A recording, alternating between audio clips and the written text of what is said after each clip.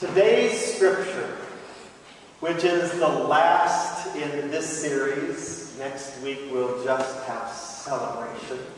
But today's scripture text is a poetic and fitting end to the letter of the Apostle Paul to his beloved church at Philippi. It is both a song and a prayer. It is an exhortation and a promise.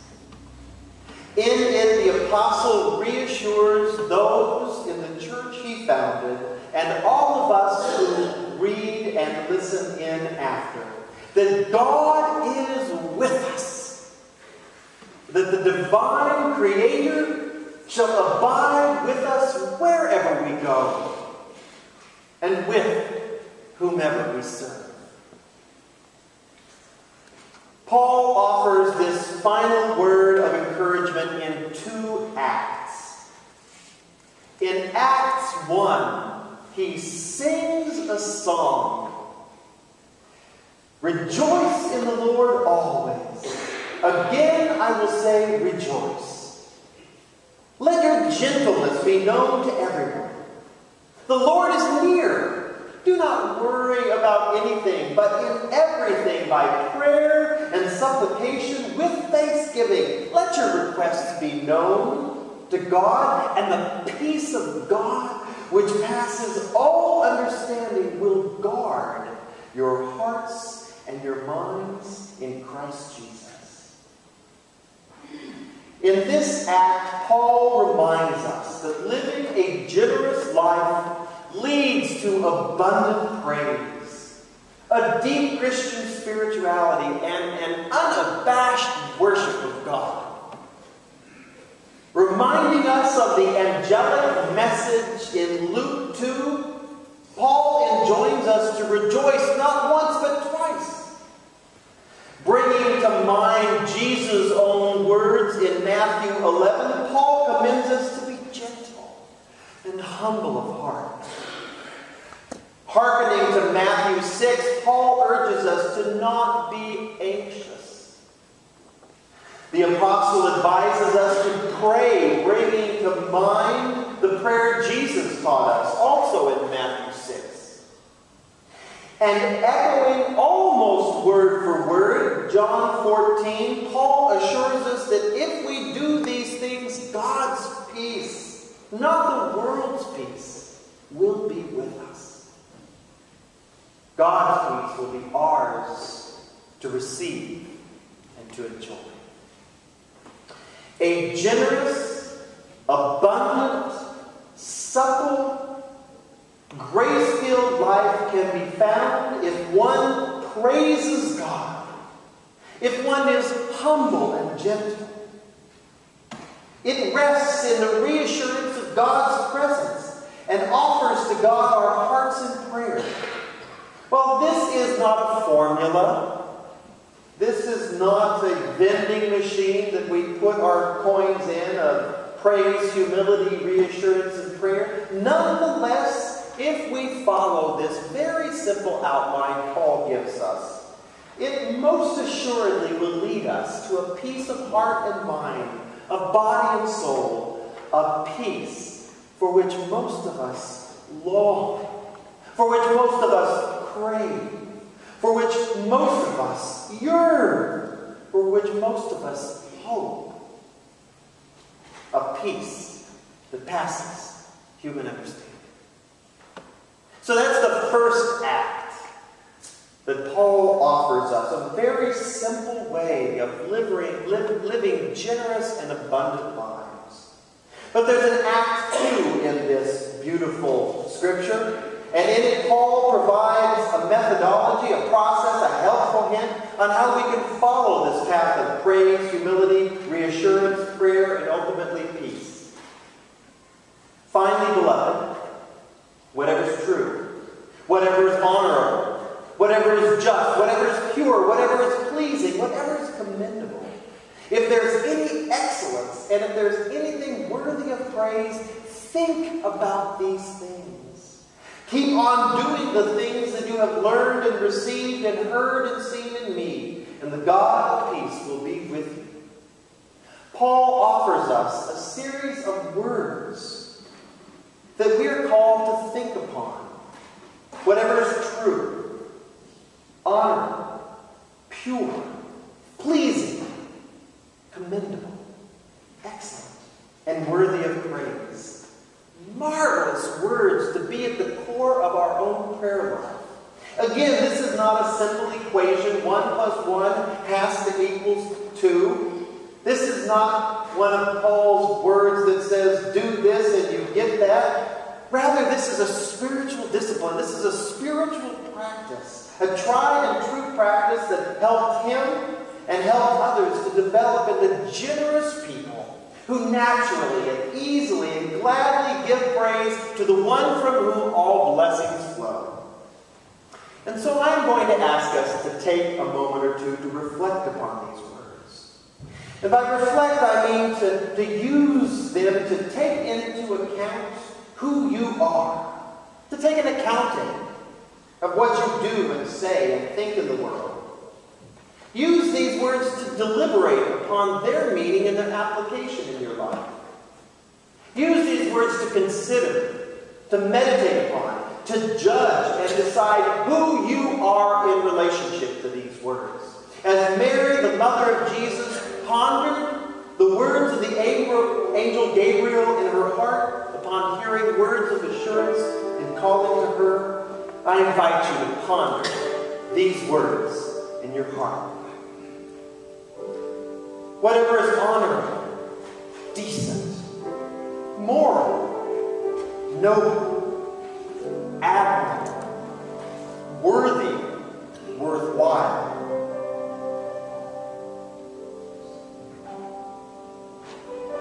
Let me try that again.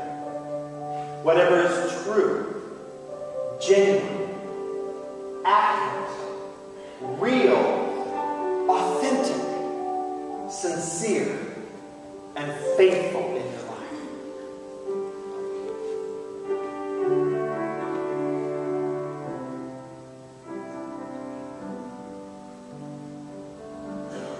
Whatever is honorable, decent, moral, noble, admirable, worthy, worthwhile, righteous, ethical, respectable in your life.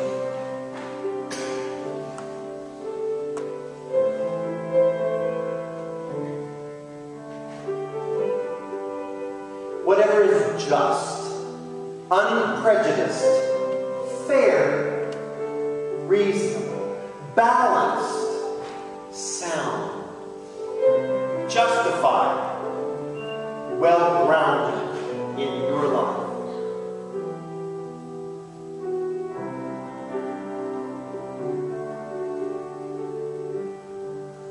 Whatever is pure, untainted, wholesome, innocent, sinless, virtuous, clear,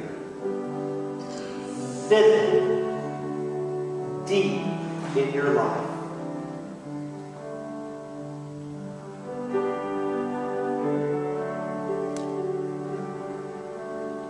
Whatever is pleasing, beautiful, lovely, enjoyable, pleasant, satisfying, delightful, agreeable in your life.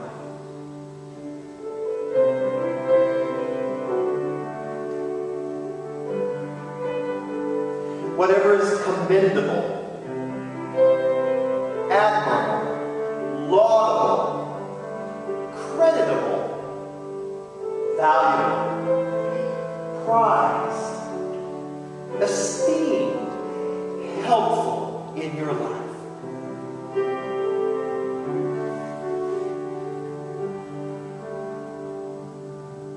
Whatever is excellent, outstanding, exceptional, marvelous, superb, magnificent, magnificent, terrific, groovy, far out, and find your life.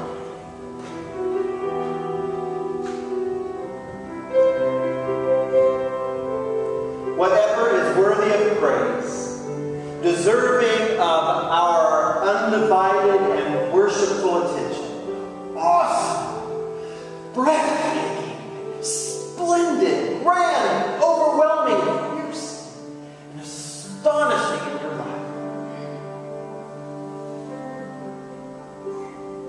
Let us ponder these things in our hearts and our minds.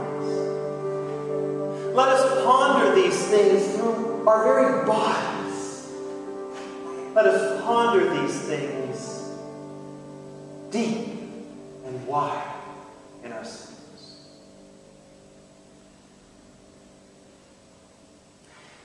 Now let me tell you a story that Baptist preacher and writer Tony Campolo tells. Tony was going on one of his many trips to the country of Haiti. He was going because there was a conference of a missionary organization that he was a part of that ran schools in Haiti, much like our Week of Compassion and Overseas Ministries office do around the world. These schools are particularly focused on the impoverished children of Haiti.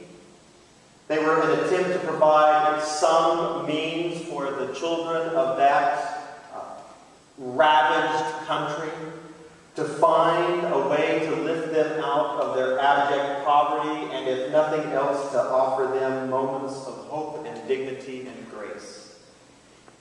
While Tony was on one of these particular trips to Port-au-Prince, the capital, he was heading back to his hotel a little later than usual at night, and outside the front doors there were 3 girls. They could not have been older than 15 years of age. One of them, the one in the middle, said in kind of broken English, "Mister, for $10 you can have me for all night long." Sick to his stomach at the thought that these girls, these children, had to sell their bodies in order for them, maybe their families, to make enough money to live upon, caused him to want to walk right by, to not even look her in the face. But something made him stop.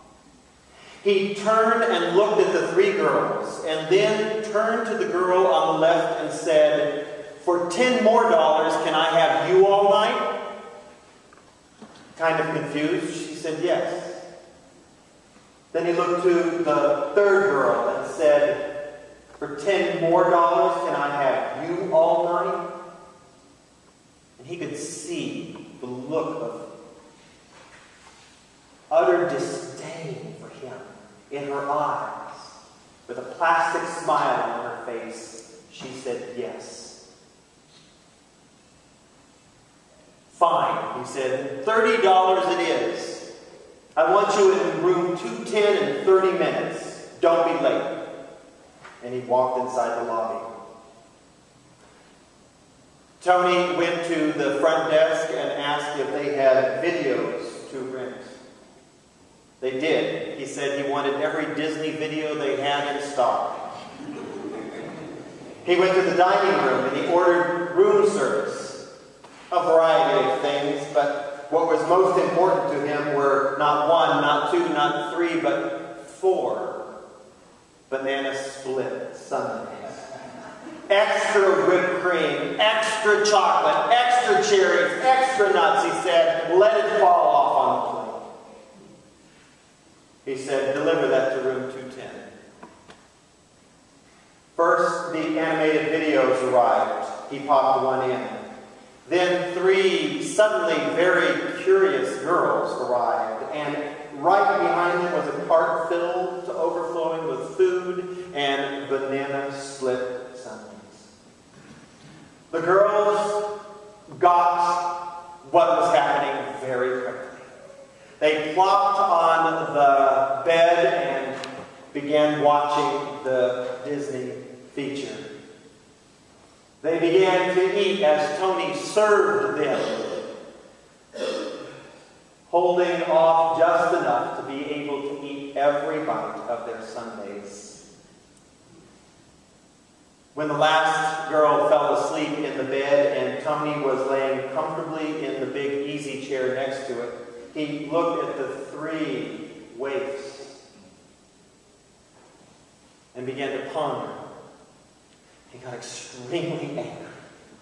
He said, "Nothing has changed. Nothing I have done tonight has changed these girls' lives. Tomorrow they will be back on the streets, selling their very bodies for $10. $10 each. No telling how many times. There will always be ugly, dirty men who will come and will pay them for that. Nothing has changed." But then he, in his own words, says the Holy Spirit came upon him and spoke to him that night and said, "But something changed tonight. Something changed tonight. For one night, Tony, you allowed these little girls to be girls. For one night, they were able to be kids again. No telling how long it's been since they were children. You didn't change their lives, but you treated them with dignity and respect and joy. For one night, you gave them back their childhood." And before Tony fell asleep in the chair that night, he recommitted himself to the good work that his organization was doing. To take what he did that night and try and make it into systemic change. So that those 3 girls, or if not them, some other girls or boys, would have a school to go to that gave them the dignity and the skills they needed to lift themselves out of such horrific circumstances. He had come to Haiti to change lives. He changed 3 in one night and committed himself to changing more the next day. My beloved, we are rejoicing in God a lot and pondering much in our hearts during these 40 days of community. And I don't pretend to say that 40 days will change this church, you, me, or the neighborhood around us. I don't expect your life, my life, the life of this congregation to suddenly miraculously be community-oriented in a way it's never been before. But I do expect us to change. I do expect that God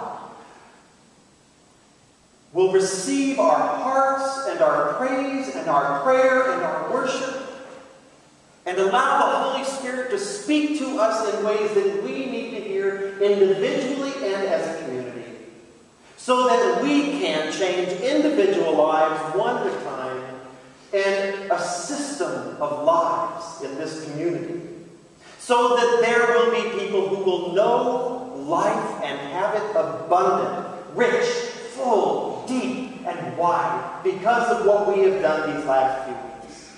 We are nearing the end of our 40 days of community.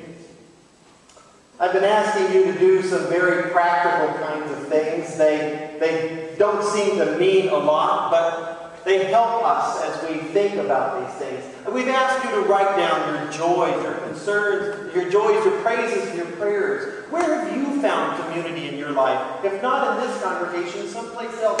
And thanks be to God for that. Write them down and put them in our wishing well, so that next week we can share those praise reports and those moments of joy in community.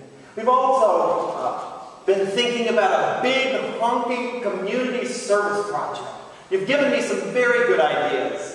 There's a bulletin board out there where you can write on a post-it note. We're looking for more ideas. Next week we will announce, in addition to all the wonderful service projects you all have been doing in small groups and as individuals, we're going to pick one big one that we're going to commit ourselves to in the next few months and try and get as many of us on board so that we're out there changing lives one at a time or a bunch at a time. And we're closing up our small groups, at least for this season.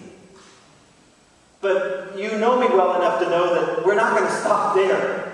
It's been too wildly and wonderfully successful. And I want you to think about where a small group might be in your life. If you didn't get to one because of the time or the day or the place, then you will tell us what is the right time and day and place. Maybe you are being called to be a small group leader. Maybe you are called to step out in faith and for the first time join a small group and say to another person around a seat of chairs what you believe, what you hope, what you long for. And I invite every single one of you to come next week to the Festival of the Feast. It's going to be a little different than we normally do worship, but it's going to be fun. And certainly there's going to be food. And food is always fun in my book. And we hope that all of you will come and invite someone, even if they've never been, even if they haven't heard a single word I've preached about, haven't looked at a single one of the meditations in the book. I don't give a flip. Invite them. Come, have a good time. So that we can remind ourselves how important community is. That truly we can't do this alone. We weren't built to do this alone. We're not meant to do this alone. Today's day 35. We will conclude our daily meditations this week. Finish them off with a bang. We were created to worship together as the theme. Our small groups are going to be talking about worshiping together and centering their conversations around 1 Timothy 6. And the memory verse for all of us is from Leviticus. You have 6 days to do your work, but the 7th day of each week is holy because it belongs to me. Brothers and sisters, this is the day that the Lord has made. Let us rejoice and be glad in it. And let us always offer ourselves up a living sacrifice to God, worthy and acceptable. And let us be prayers and praise to God. Amen. As we conclude our service, I invite anyone